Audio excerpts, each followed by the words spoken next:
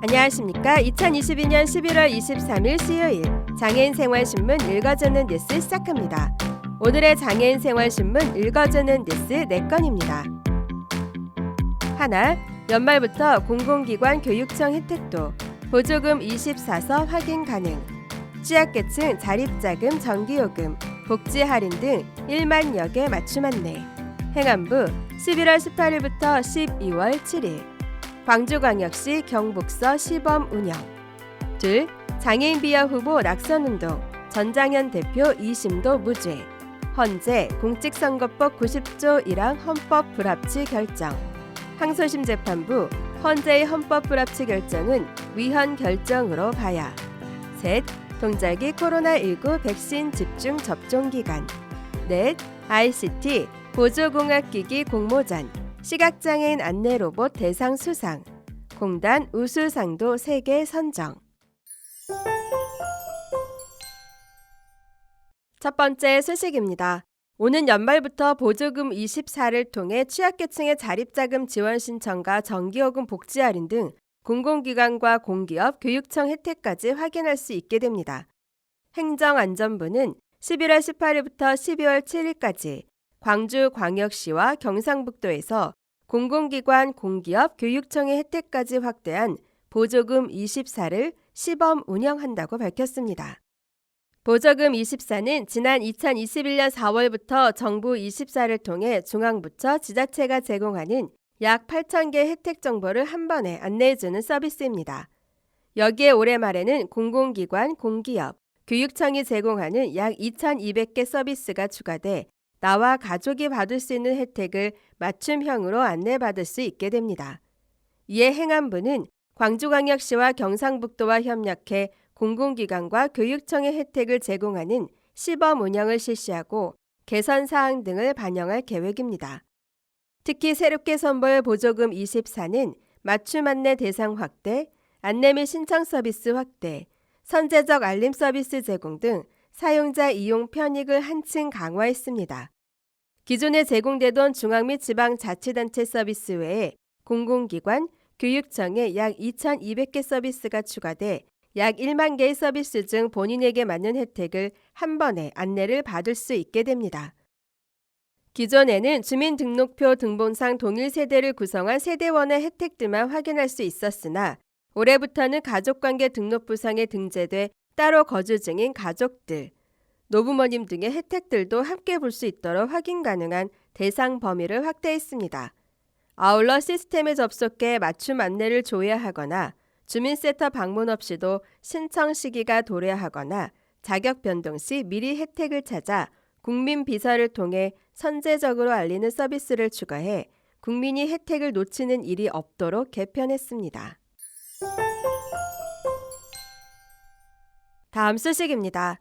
제21대 국회의원 총선거를 앞두고 과거 장애인 비하 발언을 한 후보들을 상대로 낙선 운동을 벌인 박경서 전국장애인차별철폐연대 전장현 대표가 1심에 이어 2심에서도 무죄를 선고받았습니다. 서울고등법원 형사 7부는 11월 18일 공직선거법 위반 혐의로 기소된 박 대표에게 무죄를 선고했습니다. 전장현 박 대표는 2020년 4월 9일 광화문 광장에서 외눈박이, 벙어리, 절름발이 등 장애인 비하 발언을 한 정치인들의 낙선 운동을 진행한다며 21대 총선 후보자 5명의 실명이 담긴 피켓을 들고 기자회견을 했습니다. 낙선 운동 대상으로는 당시 황교안 서울 종로구 미래통합당 후보, 홍준표 대구 수성구 을 무소속 후보, 하태경 부산 해운대 구갑 미래통합당 후보, 주호영 대구 수성구갑 미래통합당 후보, 박용찬 서울 영등포구 을 미래통합당 후보가 지목했습니다. 공직선거법 90조 1항은 선거일 전 180일부터 선거일까지 선거에 영향을 미치게 하기 위한 현수막, 그 밖에 광고물의 게시를 금지하는데 검찰은 이 조항을 근거로 박 대표를 기소했습니다. 헌법재판소는 지난 7월 21일 해당 공직선거법 조항에 대해 일반 유권자의 정치적 표현의 자유를 침해한다며 재판관 전원 일치 의견으로 헌법 불합치 결정을 내렸습니다. 헌재의 헌법 불합치 결정에 따라 1심 재판부인 서울중앙지법 형사합의 34부는 박 대표에게 무죄를 선고했습니다. 검찰은 헌재가 정한 개정 시한이 2023년 7월 30일이 오기 전까지는 현행 규정을 적용해 유죄를 선고해야 한다며 항소했으나 항소심 재판부는 이를 받아들이지 않았습니다. 항소심 재판부는 헌재의 헌법 불합치 결정은 위헌 결정으로 봐야 하기 때문에 대법원 판례에 따라 법 개정 시한 이전이더라도 이를 근거로 처벌할 수 없다고 밝혔습니다. 다음 소식입니다. 정부가 11월 21일부터 다음 달 18일까지 동절기 코로나19 백신 집중 접종 기간을 운영합니다. 이를 통해 60세 이상 고령층 50%, 감염 취약시설 60%까지 접종률을 끌어올린다는 목표입니다. 겨울철 재유행 우려가 현실화하고 있음에도 코로나19 변이 바이러스에 대응하는 개량 백신, 즉 이가 백신을 활용하는 동절기 추가 접종 접종률은 좀처럼 오르지 않는 상황입니다. 겨울철 재유행 우려가 현실화하고 있음에도 코로나19 변이 바이러스에 대응하는 개량 백신, 즉 이가 백신을 활용하는 동절기 추가 접종 접종률은 좀처럼 오르지 않는 상황입니다. 11월 21일 0시 기준 전체 인구의 동절기 추가 접종 접종률은 5% 수준에 불과하며 60세 이상 고령층의 접종률은 17.3%, 감염 취약시설 이용자 등 관련자는 17.6%입니다. 집중 접종 기간에는 접종 의료기관의 지정 요일제를 폐지하고 접종자 병가 허용을 권장하는 방법으로 접종 적극 독려에 나섭니다. 또 사전 예약 없이도 내원하면 언제든 개량 백신을 접종할 수 있습니다. 요양병원과 시설에서는 백신 접종을 했거나 코로나19 확진된 적이 있더라도 접종 확진일로부터 120일이 지났다면 이가 백신을 맞아야 외출과 외박을 할 수 있습니다. 추가 접종에 참여하면 고궁, 능원, 무료 입장, 템플스테이 할인 등 문화체험 혜택과 지자체별 소관시설 이용 시 할인 혜택을 제공합니다. 접종률이 높은 감염 취약시설과 지자체에는 포상을 실시하는 등의 인센티브도 주어집니다. 접종률 제고를 위해 지자체별 이행계획을 수립하도록 하고 중대본 회의와 지자체 점검회의를 통해 진행 상황을 점검할 방침입니다.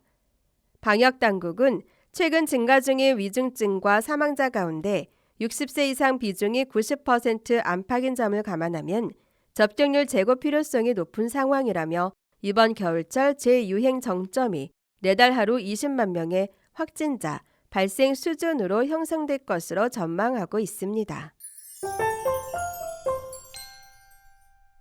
다음 소식입니다. 고용노동부 장관 이정식, 고용노동부와 한국장애인고용공단은 제3회 ICT 장애인 보조공학기기 공모전에서 대상 및 우수상 4개 제품을 선정하고 제품 개발과 상용화를 위해 다각적인 지원을 이어갈 계획이라고 밝혔습니다. 공단은 매년 수요자 중심의 기기를 발굴, 개발하기 위해 전 국민을 대상으로 공모전을 개최하고 있습니다. 3회를 맞는 올해 대회까지 총 181팀이 지원했으며 고등학생부터 직장인까지 ICT 보조공학기기에 많은 관심을 보였습니다. 특히 올해 공모전은 세계 최대 규모의 소프트웨어 기업인 한국마이크로소프트 대표 이사 이지은, 이하 MS가 공단과 공동주관에 그 의미를 더했습니다. 이번 공모전은 서류, 발표 심사를 통해 4개 제품을 선정했고 멘토링, 시제품 제작 등을 거쳐 지난 11월 18일 최종 심사를 진행했습니다. 최종 대상의 영예는 시각장애인 안내견 역할을 하는 안내로봇, 팀명 아이쉐어넷이 차지했습니다. 아이쉐어넷 팀에게는 고용노동부 장관상과 더불어 상금 300만 원이 수여됐습니다. 시각장애인 안내견 역할을 하는 안내로봇은 IoT 센서를 이용한 라이다 스캔을 통해 공간 탐지, 장애물 회피 자율주행이 특징입니다. 향후 추가 개발을 거쳐 상용화가 된다면 안내견을 대체해 많은 시각장애인 근로자에게 큰 도움을 줄 것으로 기대됩니다. 우수상에는 시각장애인과 발달장애인을 위한 AI 음성 안내 서비스, 이미지 정보를 촉각으로 변환해 제공하는 시각장애인을 위한 웨어러블 기기, 청각장애인을 위한 수어 통역 번역 서비스 등이 선정됐으며 한국장애인고용공단 이사장상과 함께 상금 100만 원이 각각 수여됐습니다. 공단과 MS는 수상팀에 대한 제품 개발과 상용화를 위해 다각적인 지원을 계속할 예정입니다. 지금까지 장애인생활신문 읽어주는 뉴스를 애청해 주셔서 감사합니다. 장애인생활신문 읽어주는 뉴스 다음 시간에 찾아뵙도록 하겠습니다.